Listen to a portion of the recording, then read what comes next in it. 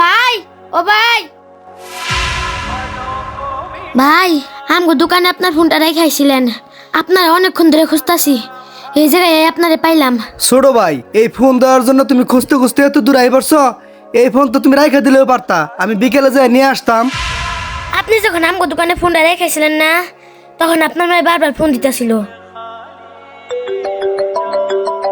কি ব্যাপার, ওই লোক তো ফোন রেখে চলে গেছে। কই গেল, কোথাও তো দেখতেছিও না। দেখি তো একটু সামনে আগে দেখি। ভাবলাম যে কোনো দরকারে ফোন দিতেছি, তাই আপনারা খুঁজতে খুঁজতে এই জায়গায় এসে বসছি।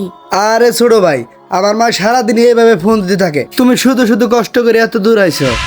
ভাই কি বলতেছেন এসব? কষ্ট যতই হোক, মায়া যদি সারাদিনই ফোন দেয় না, তাহলে ফোনটা সারাদিনই রিসিভ করেন, কারণ সবার ভাগ্য তো আর আপনার মতন হয় না। এমনও মানুষ আছে যাদের ফোনে সারাদিনে একবার কেন বছরের পর বছর চলে যায়, তবুও মায়ের ফোন আসে না। আর আপনার মা বাইসে আছে তো, এই কারণে মায়ের কতটা বুঝতেছেন না।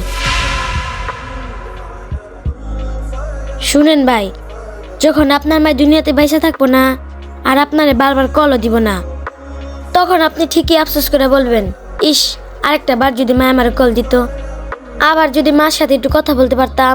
কিন্তু ভাই তখন না, এই আফসোস আর আপনার কোনো কাজে আসবো না। ভাই রে, মা বাবা হলো আল্লাহর পক্ষ থেকে দেওয়া শ্রেষ্ঠ নিয়ামত। আমার তো মা বাবা নাই, তাই আমি বুঝি মা বাবা না থাকাটা কত কষ্টের। আচ্ছা ভাই, চলি।